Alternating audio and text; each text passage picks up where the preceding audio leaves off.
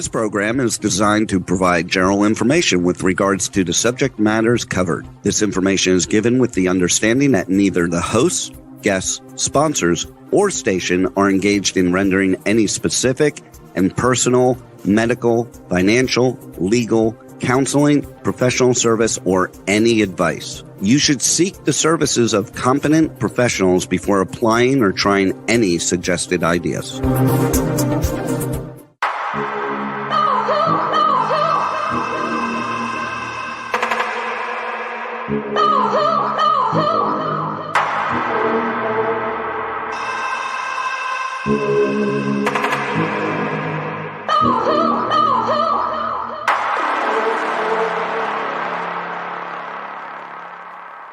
Good morning, true seekers and true crime junkies. Nanette Bartow here, back with another episode of Hit the Road Jack, Finding the Zodiac.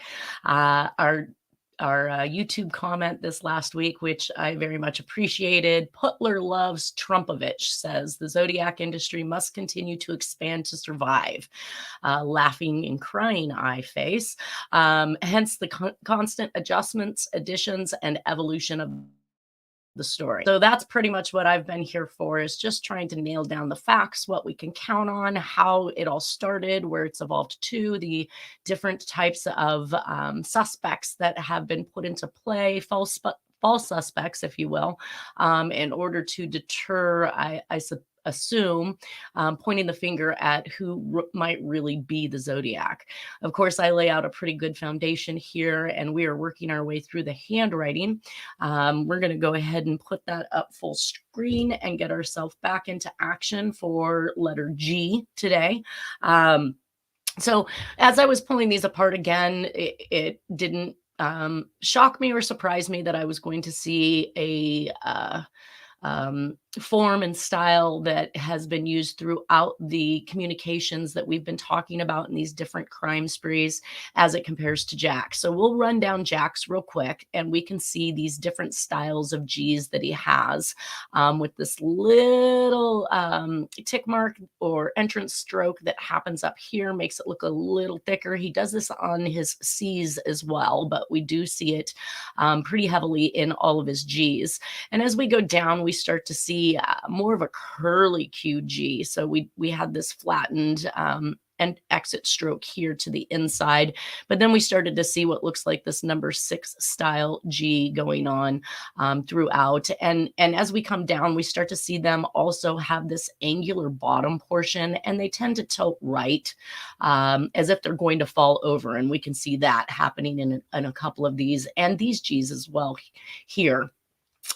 This particular exit stroke that occurs outward to the right and downward to the baseline is we're going to actually see that in some of these other G's. But as we go through, again, we see the angularity of some of these G's all the way down to what I call his number 6 G.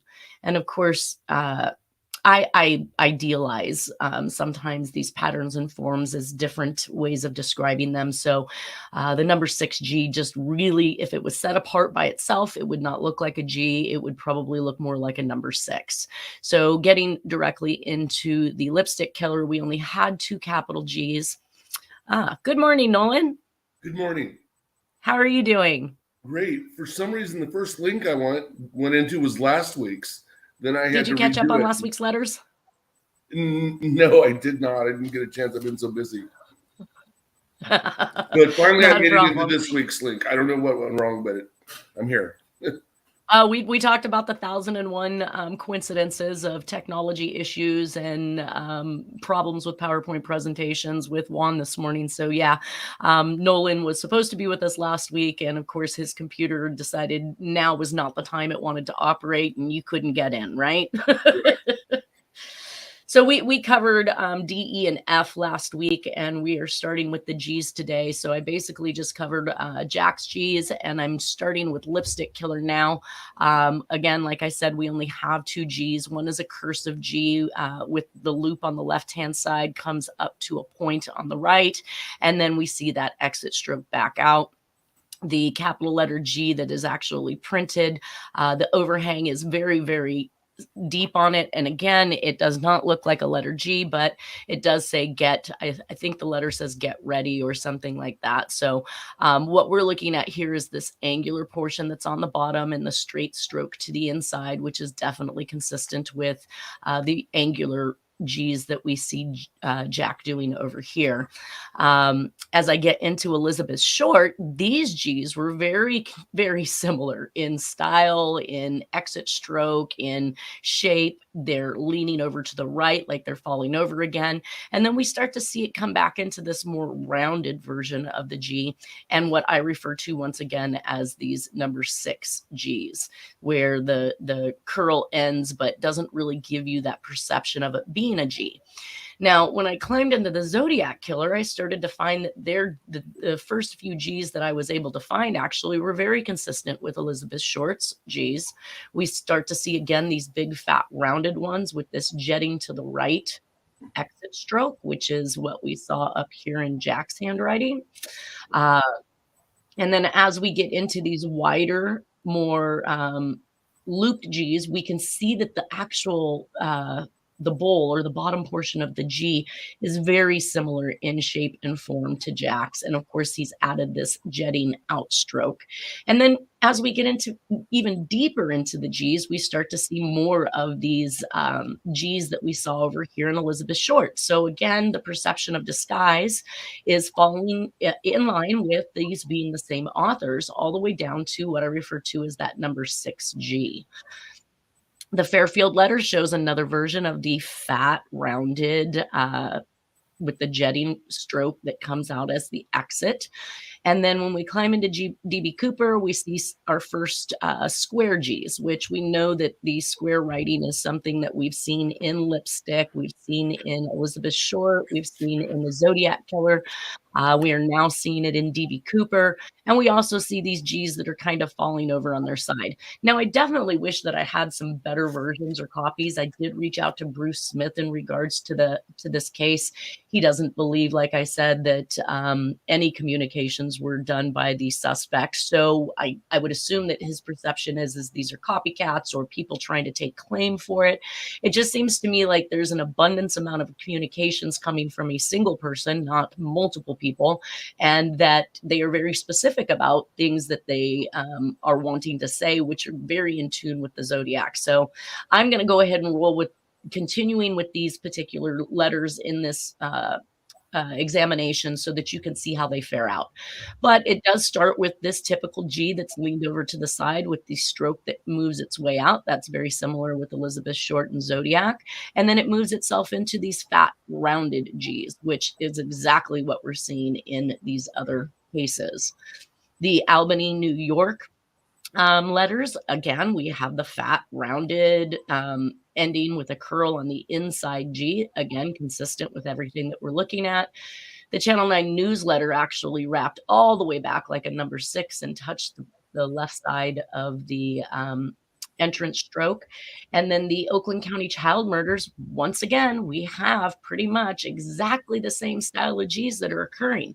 So I know that we looked at these E's and F's last week in regards to a particular suspect using an idealized version of a disguised letter, but it seems that every single one of these crimes seem to be using the same exact disguise, and that's what we discussed last week.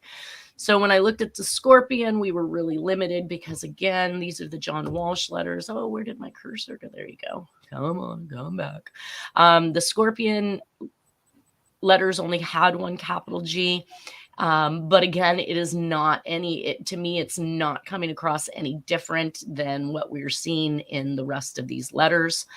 The Atlanta, Georgia actually had 2 backwards G's, which really kind of left a lot to be desired. Again, it's a very bad copy, but we do see the cursive G's that have the loop on the left side and moves up into a point on the right side with an exit stroke that comes back across the top, and the movement in itself. Now, I know the overall look and appearance of them, these are much better honed in 78 than in 1946, but we can see that that movement still occurred in the same fashion and flow.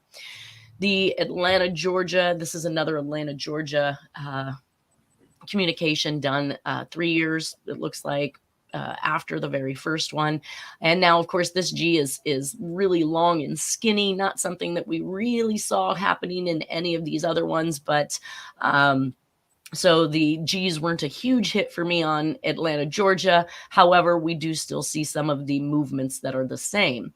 Now, when I got into the anthrax, I started to see these number 6 G's. And of course, that just caused me to drop my jaw, because as you do a cross reference or comparison to things like the Oakland County child murders, the Albany letters, the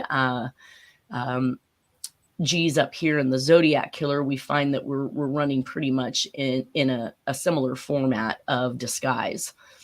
Now, the Tom Voigt G is the only one that I found that there was absolutely some type of difference. While it does have this inner stroke at the top before it enters, it has this exit stroke, which is not like anything we've seen so far.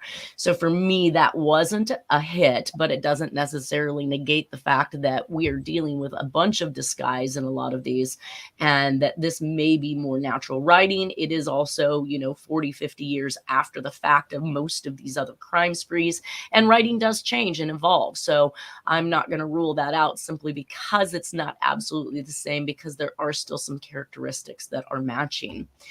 When I got into the Tim Miller G's, we did find again that angular bottom portion, the straight stroke that comes in. This particular G actually moved inward and then jetted back out to the right, like we saw up here with these other particular G's in the Zodiac Killer case. So while we see more of an attempt of a copybook version of the G, we do see some characteristics being left behind. Anything to add on that, Nolan?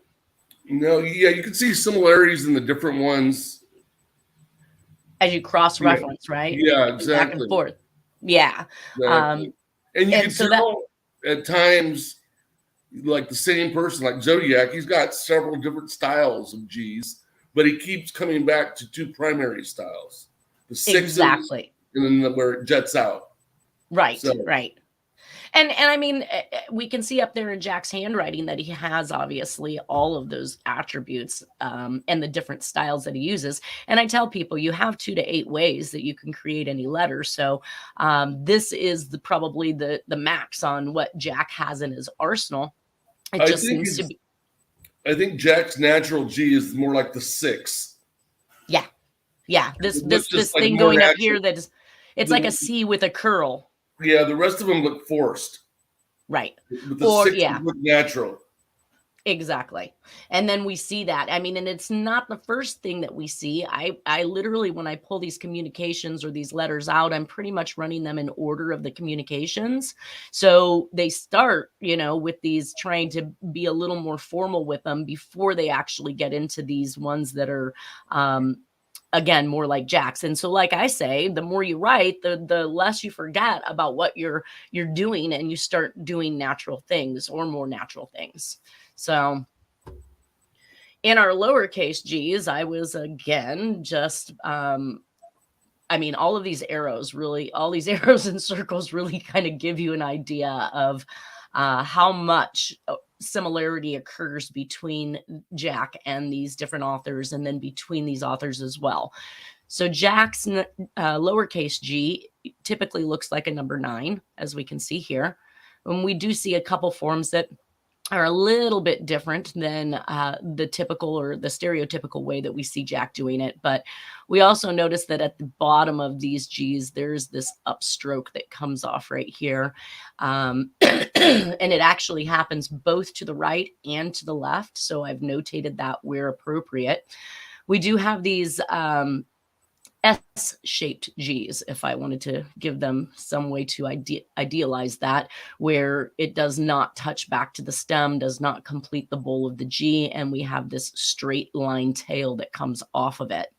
And then when I looked at a couple of his other ones, they almost look like Y's, because that opening is up on the top proportion. So again, if I set this by itself, you would probably think that was more of a Y than you would a G, but we do see that occurring in these letters as well. The laid back version of the G, where it's kind of leaning to the right. Once again, very long stem with a little tiny upkick right there. We do see the small loop that happens at the bottom of this particular G. So it's kind of the extent of any loops that Jack has. I did see this one. It kind of had this funky claw shape exit on it, but for the most part, they all look like number 9s. And then we have these upticks or this kick up at the bottom of the G. Oh, I'm over here on Elizabeth Short acting like this is... I just like the letter G, I guess. Well, anyways, this bottom kick up is what I was talking about, is something that happens actually in Jack's handwriting. So not out of the ordinary. We do have this opened back side. We do have also this version that almost appears to look like a Y because it is not set properly. We have this opening at the top that really shouldn't be there, but that is consistent with what we see going on in Jack's. And then this small upkick once again. While he did kind of make a long curvature in this particular G, we can see that the other 3 are very straight. And this one has a small curvature. So I did find that letter Y concept that occurred in the G is consistent with Jack, just obviously this tail's a little bit different. When I got into the Kern and the Werewolf Killer, again, we have a bunch of number 9s for the letter G. So not really much of a disguise there, even though I'm sure when they thought they were making the bowl nice and fat and the stem really short, that was their concept or idea of disguise. But then we see obviously where the stem starts to get longer as they continue to write.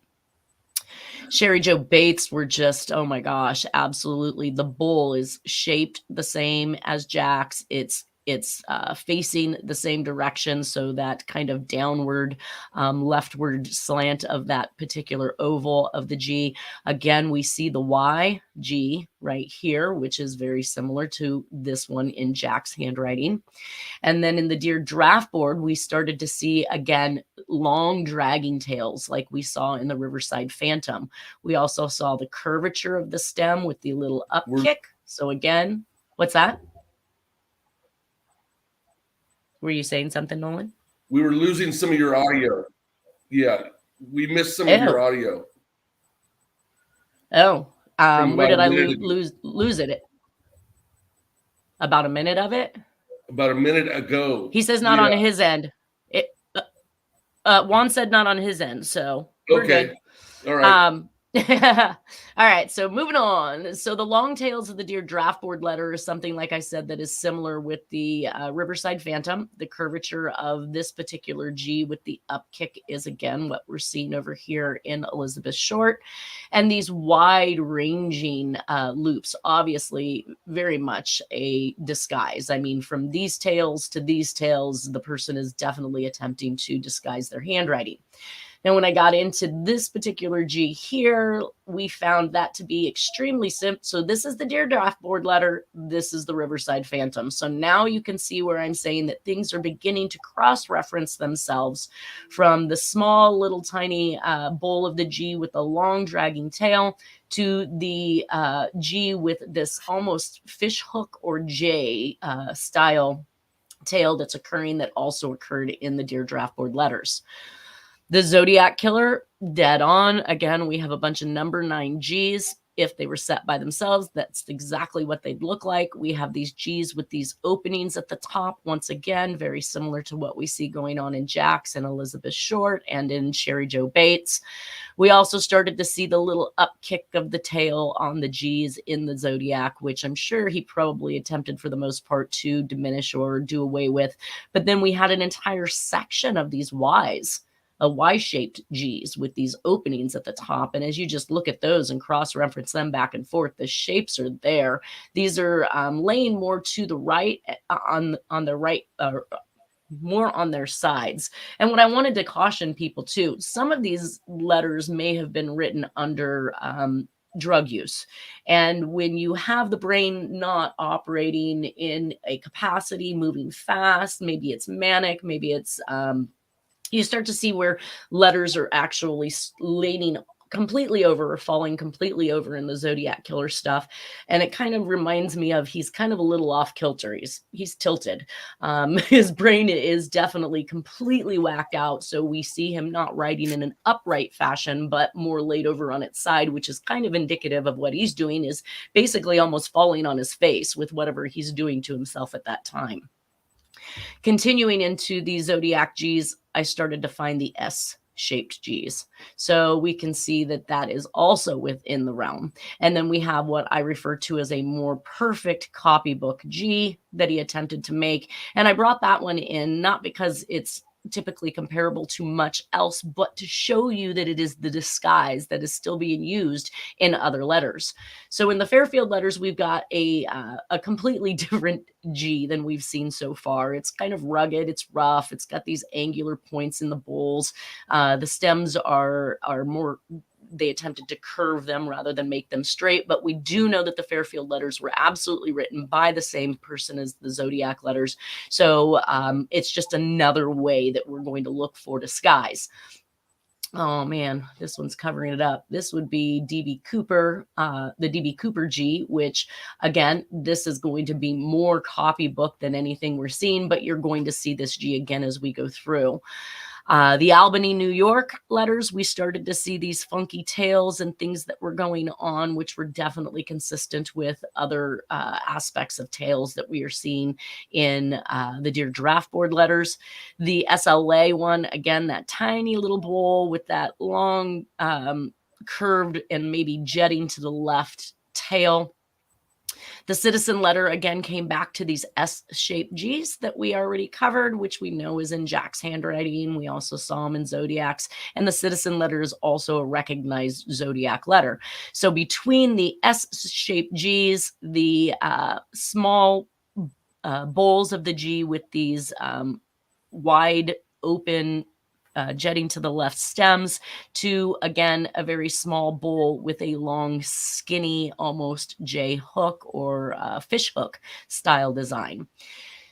Now, the Channel 9 newsletter was also related to the Zodiac as well, and we do see almost an attempt again at disguising these particular letter G's, but what we do see is that, again, very small kick off of the stem on the bottom of the G. These ones do move backwards in movement right here in the middle, these two particular G's, but that's what I was talking about up here. Jack absolutely has that version and uses that version in his own handwriting. The Riverside letters, we talked a little bit about that and the comparison of these little tiny bowls with this very long stem. We can see that up here in Jack's handwriting. And again, that fish hook exit stroke or stem of the G that hangs down in the lower zone. The herb cane kind of followed the same notion as the Dear Draft Board and Jack's very tiny little bowl with a long dragging tail. And then we see some with a little bit more of a curvature or and even almost missing that actual bowl itself, which is consistent with SLA. So I do find that, again, the herb cane letter is definitely consistent with the handwriting. This other herb cane letter with its particular style G's, you'll see, is more consistent with what we were looking at in, let's see, I have them matching both. So let's see where I found that out. Well, the style is like a number 9 in the way that it's actually drawn. So we see that that is one of the disguises that's being used, at least in the Channel 9 newsletter. Also in, let's see, where did I find you? Okay, it's going to be more consistent, obviously, with these Scorpion G's. We do see, again, the up kicks and the open tops in the Atlanta, Georgia Killer G's. We can see how different one G is from the next. That gives us an indication that the person is attempting to disguise. But that disguise is still falling in line. In fact, I found that the Atlanta, Georgia G's here were very consistent with the Fairfield G's. The Sacramento letter, this is where we see that first attempt at doing a loop in the G, and it's a very small loop at the very bottom of the actual stem of the G, which is, like I said, the only time Jack actually loops his G is down at the bottom with a very small loop. So The JonBenet Ramsey letter actually had a couple different styles of G's, but it still had that very wide open rounded tail that kind of still stops short. Also the fish hook J style. And then we had these angular G's where they came straight down and then made a movement directly to the left with that small kick up once again. As far as the angularity of these guys, I thought that I had some more sitting in here somewhere. I think it just kind of really falls in notion with this angular part here that we're seeing in Atlanta, Georgia, and in Elizabeth Short. So very, very in range with what we have going on. The Voinovich G's had similar tails and exit strokes with this curvature on the backside of the G, which we are seeing obviously in JonBenet Ramsey. We're seeing it in the SLA. We're seeing it in the Citizen letter. The letter G's that we're actually finding in Tom Voigt's letters, again, we've got that small little kick up there at the bottom that we saw up here in Elizabeth Short. We've got them more angular with a little bit more of an extra stroke on that G, which is what we saw as well in Elizabeth Short. And we see the kick ups once again. So the form and shape of these are, again, like number 9s. We have that open area once again. And then when they loop, they actually loop lower than the baseline. This one actually, if I was to draw a line across it, probably meets right up with the baseline, but it's the biggest loop that I've seen so far.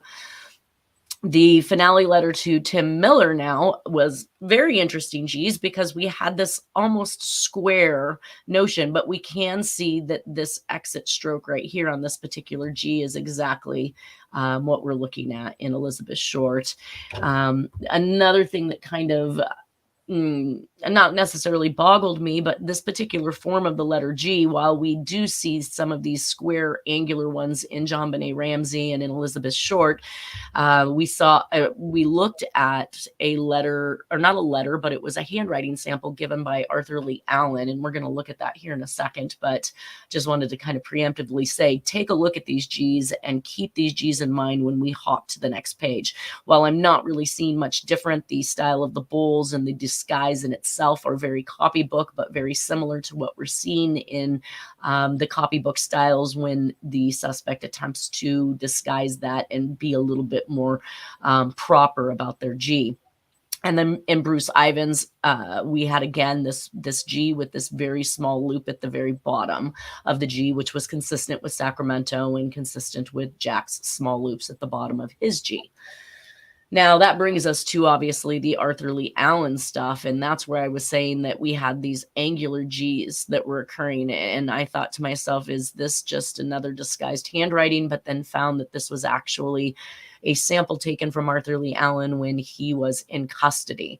And while I still have not determined where this one has come from, I have not included it into the examination we're doing, but we'll see that this particular version, and it'd be interesting to know who wrote this and where it came from. I'd be surprised that this would be any type of a sample someone gave, because they are mimicking traits of the Riverside Phantom letter and that long, those long stems that we were seeing. And of course, this backward motion in the G, we saw that in Jackson and some of those other questioned documents. So it would be interesting to know where this came from and why somebody would put this type of a facade in their handwriting if they were being asked to write. You wouldn't want it to look like the Zodiac. I mean, I would think you'd want to stay away from that, wouldn't you, Nolan? Yes. The one on the left looks like it might be using an offhand as well. Evidently, it was done by the dominant hand by Arthur Lee Allen while he was in custody. Yeah, so the top portion up here is the typewritten matter that they asked him to copy.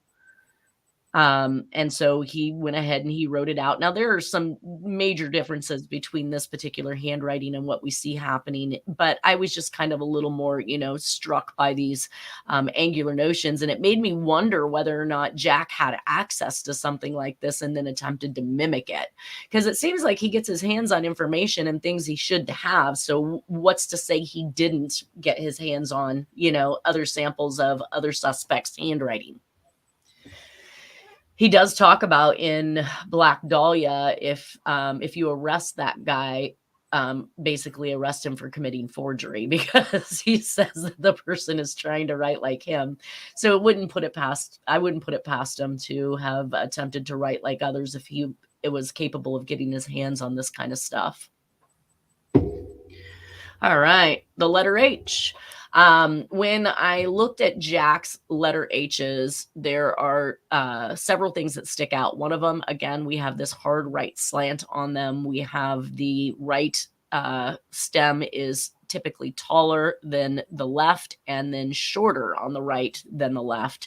And we have this little tick mark that comes out right here at the bottom of the H. Now, of course, this one sits in an opposite direction, where the right is longer and the left is shorter. But if you run through it and look at a majority of his, you'll find that it is typically the right stem that is shorter and the left stem that hangs down lower. He has a range from very tall, skinny type H's. This one has actually a tied connection stroke, which is determination.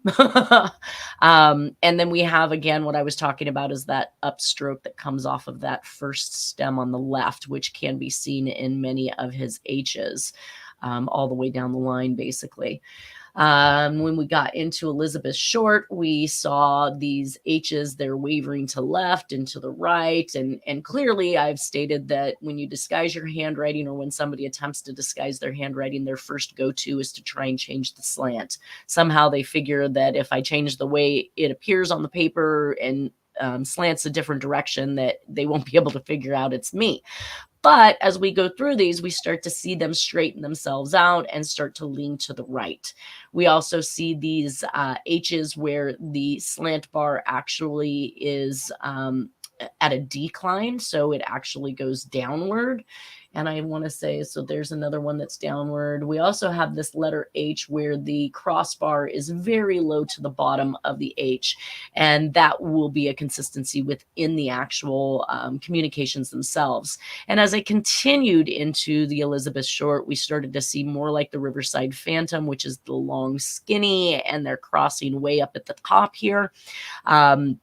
So if I was somebody who crossed at the bottom very low, like we see here in Jack's, I mean, I would perceive that if I was going to try and disguise my handwriting, I'm going to change the position of that bar, and he's moved that up, but we can still see that the right side is shorter and the left side is longer. Then I found an envelope that had these very strange H's, again, with this downward slant of the crossbar. That is not something that's usually seen in the letter H. And when I looked at that, I about fell over, because I started to notice that in the Citizen letter, we had that downward slant of the crossbar. Where is this other one?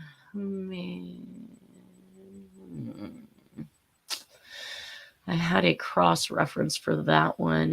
Was it DB Cooper? Yes, DB Cooper. Sorry, over here. We have, again, this downward slant bar that goes downward to the right. And of course, this one has a right stem that is longer and the left stem that is shorter, which is not necessarily it's kind of the opposite of these guys up here, but these ones are holding at least with the right side shorter, left side longer theme that we see with Jack. The Dear Sorry Mary, or the Sorry Mary letters, I found that these H's were extremely consistent with trying to make them look copybook or copy print, but we can see that they are consistent with what's going on in the Elizabeth Short stuff. And then I noticed that the H's, actually, the width of the stems on the bottom are typically small. That width is smaller than the width at the top of it, so we can almost see it in just about every single one, which is definitely consistent with what is going on in some of the disguise with these other writings. Again, here it is, wider at the top and thinner at the bottom. Again, that happened in the Kern letter. We can then start to see in the Oswald letter, again, this more perfect form that's being attempted to be made, but nothing out of the ordinary. The crossing is approximately at the same spot on the letter H as it is in Jack's handwriting. And Sherry Jo Bates has more of a kind of a wonky effect in the letter H, where again it's slanting a little bit more to the left, but then we can see it start to come upright again as it makes it through these communications. The Dear Draft Board letter, again, he's making this particular letter H with the right leg longer than the left leg, and that is nothing different than the disguise that we saw happening. Where did that go? In some of these other ones here, where it's just a matter, I think, of how they were feeling at that particular point in time and what they perceived as a disguise. But it doesn't mean that it is out of Jack's realm, because we do see it happening up there.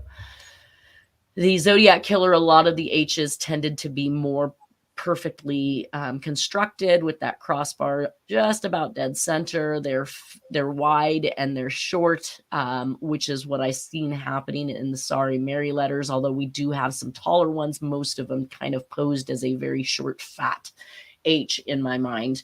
And then as we move through the Zodiac communications and he gets further on down the line, we start to see more natural versions of these letter H's coming out, but they are definitely consistent with what we're seeing in Elizabeth Short and in Jack's handwriting. Fairfield letters, again, we've got these wonky H's consistent with Sherry Jo Bates, and the D.B. Cooper tended to be these more wider, fatter letter H's, with the exception of this one that actually had that crossbar that was declining to the right, which is consistent with Elizabeth Short. Here's some more D.B. Cooper H's. We can see, again, he's manipulating the slant from left to right. But again, we also see that the top is wider, the bottom is skinnier in these particular H's. The Albany, New York, he went again with this more long, elongated or skinny version, and we see that happening as well in the Citizen letter. So it's almost as if some of the communications, when he's writing them close in time frame, he kind of sticks to that similar facade that he has going on. The Channel 9 newsletter, this is a great version of a letter H that is extremely consistent with what Jack has going on up here.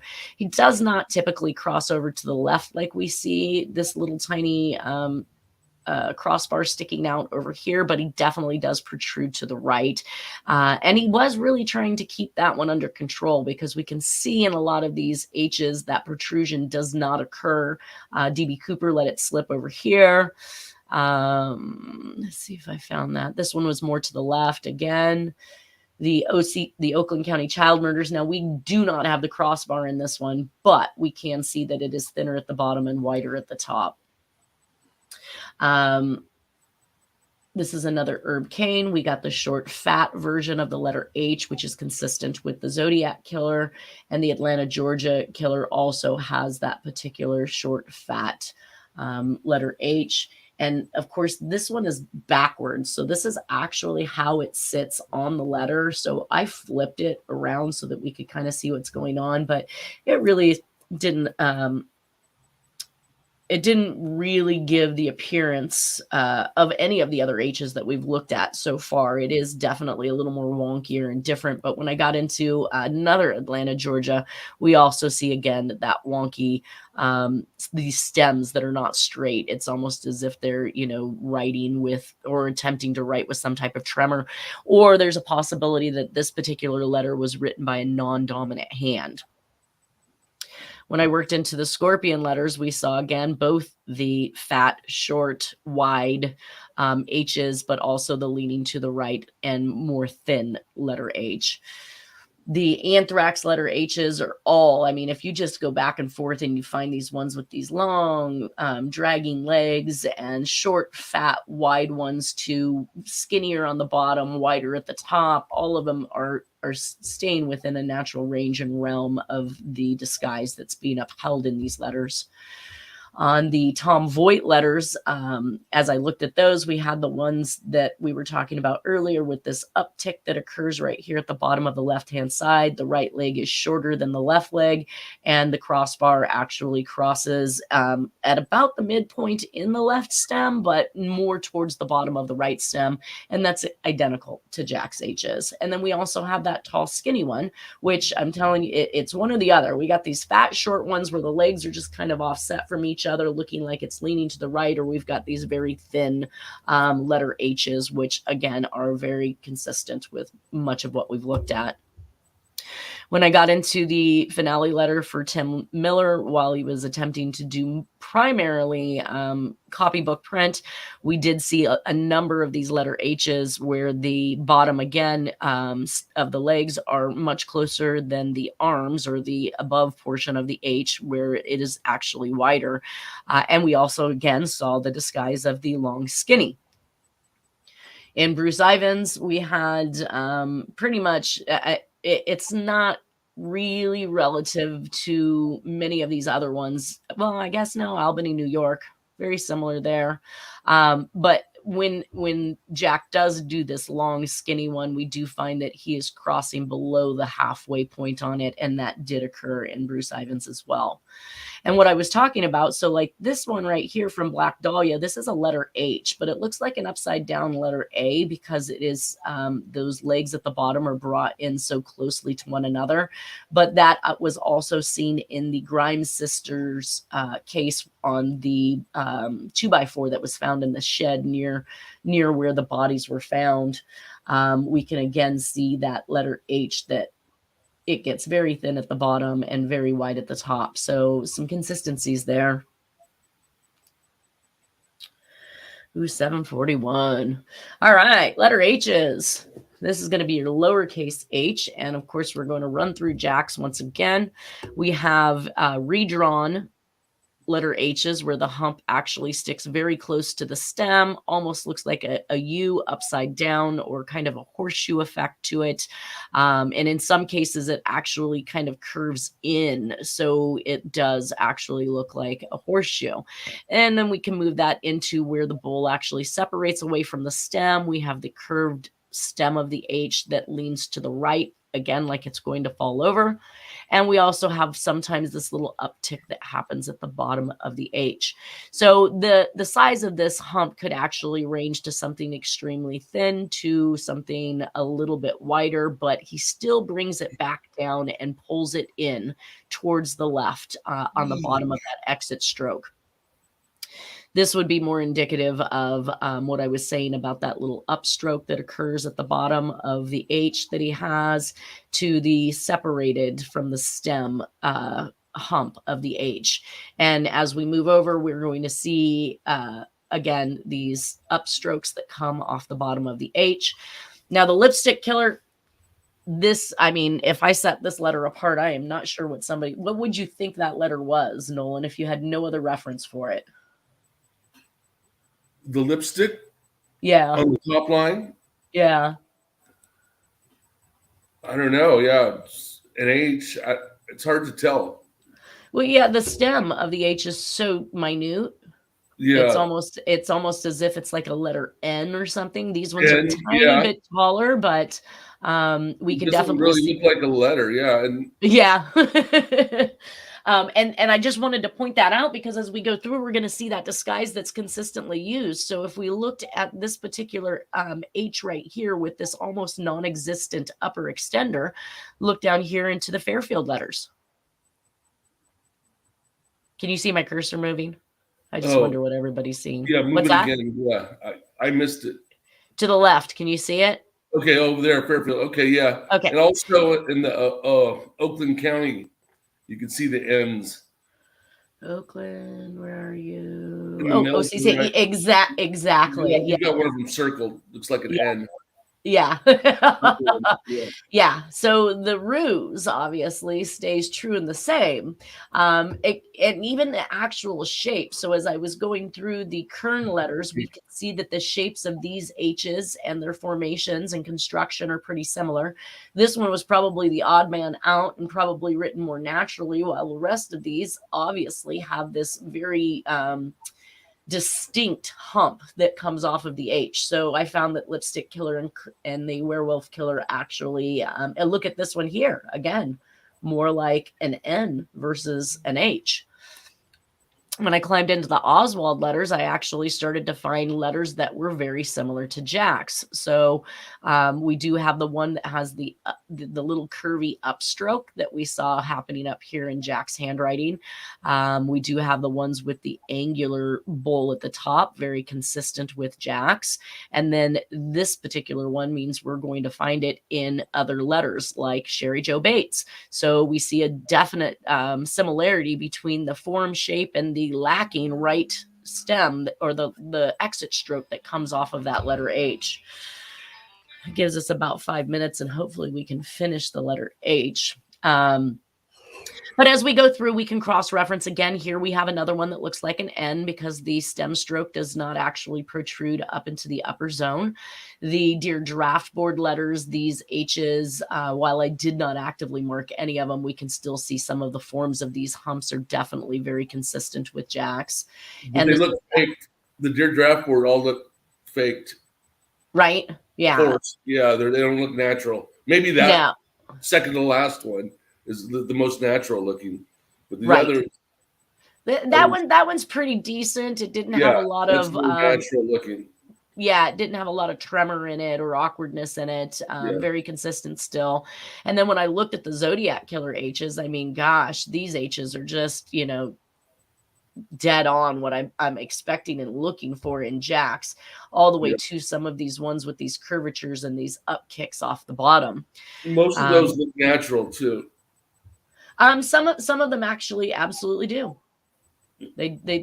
And of course, leaning to the right, once again, we've got that right stem that it's almost as if, well, I don't know if I would roll with some of these actually looking fairly natural until you got into some of these other ones. Yeah. Right. The first The few, DC, what's that? The first few starting from the left look rather natural. Right. The first 5. And then, of course, that falling forward type look where it looks like it's being tipped over. We talked about the Fairfield letters. The Freeway Phantom actually had kind of a little bit of a difference. It does have that hop to the right. Does look like it is going to be pushed over. The bulls themselves actually being redraw to the stem is what we see up there in Jack's handwriting. And they were actually far more consistent with the Albany letters. So, and Albany, New York and the DC Freeway Phantom, they're happening on the same side of the world within the same, within a couple of years of each other, basically. Yeah, you can see the similarities. Right? And then in the SLA letter, of course, we've got two kind of wonky ones. The wonky ones kind of reminded me more of looking at the Dear Draft Board letters and some of these Werewolf and Kern, but we do have one that, again, it's done in 2 strokes here, so it is a bit different. Most of these others are done in a single stroke. But the Citizen letter is where these are the ones I felt were the most natural. When I think about these ones up here, I feel like some of them are a little forced. This one is done freely and quickly. And when we look at these and we make those cross comparisons to what we see happening up here in Jack's, they're just spot on. That whole open hump with the hump pointing to the right. I mean, even if I was to lay a crossbar across that to show the slant of that hump, we'd find that there is a similarity in that slant in the scheme. And these particular letter H's I found more consistent as well with things like the Riverside Phantom, with the Bruce Ivans, with let's see, some similarity, in fact, even with the John Benet Ramsey note. If we go back and forth through these, we'll find some consistencies in those that look a little more natural. But this one up here by the Zodiac, where the hump is almost non-existent, it looks more like it might be an L with a downturn, is exactly what we saw happening over here in John Benet Ramsey. Slight to no hump whatsoever. Yeah, the John Benet Ramsey ones look like a mess. They're all they over. Are. Yes, they do. It made me wonder too if there was a possibility that had been written by the opposite hand, or if the individual was just attempting to make it look. I mean, nobody writes with this much tremor. Nobody. I mean, unless you're like 80, 90 years old with some type of a neurological disorder. Yeah. Yeah. You're definitely not out there killing somebody if you got Parkinson's. So, at least I haven't heard of any. So that's pretty much it. It looks like I'm not going to be able to finish the letter H today, but I'm glad we made it G. I didn't make it as far. I thought I would make it to the letter I's, but I do appreciate you being here with me today, Nolan. And I hope that everybody has a wonderful weekend. Are you doing anything fun? Not really, laying low. Oh, actually, there's a memorial for my friend's son, and it's a musical tribute because my friend's a drummer and he plays in a band, and his son was a musician as well, but he died in a car wreck a couple years back. So every year they have a memorial for him. So that's awesome. We'll enjoy that, and everybody have a wonderful weekend. We'll return next Friday with the letter I. Thank you, Nolan. Bye. Bye.